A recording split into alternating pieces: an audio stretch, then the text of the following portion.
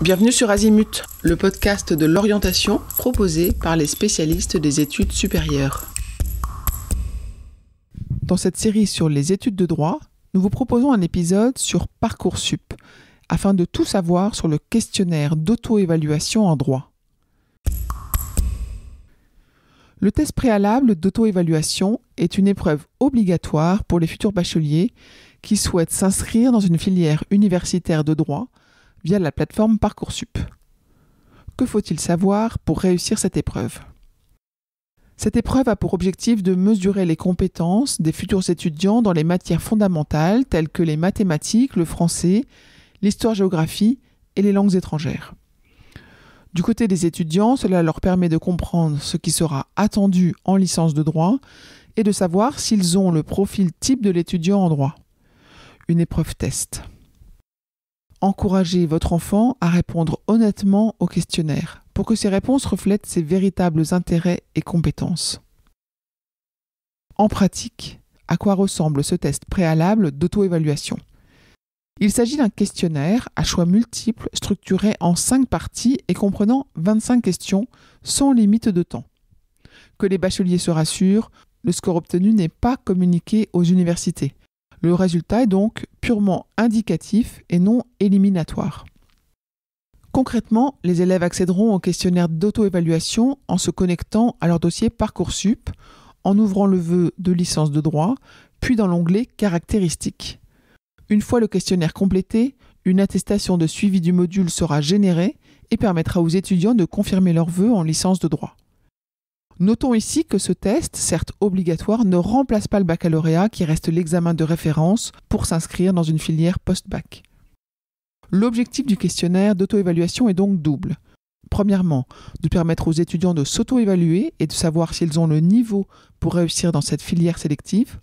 Et deuxièmement, de permettre aux universités et aux établissements d'enseignement supérieur de mieux évaluer le niveau de connaissances et des compétences des candidats afin d'adapter leur offre de formation et de mieux orienter les étudiants.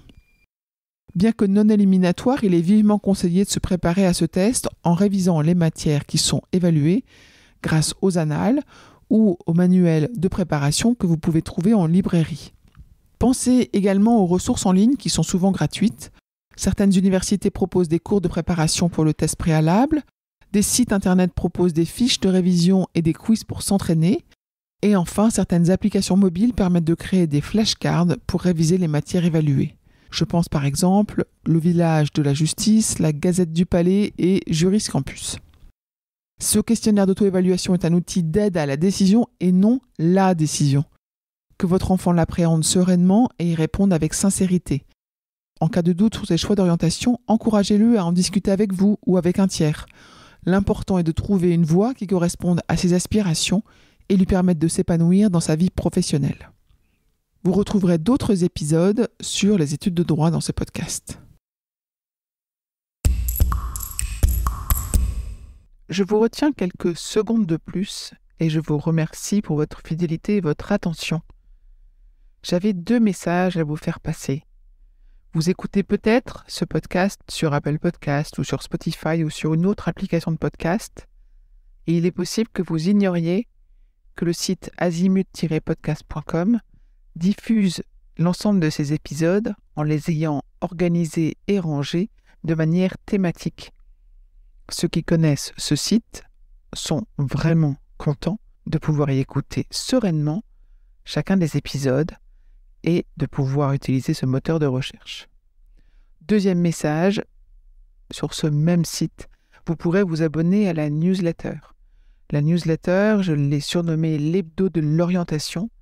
C'est une newsletter qui, comme son nom l'indique, est envoyée chaque semaine, le mardi pour l'instant.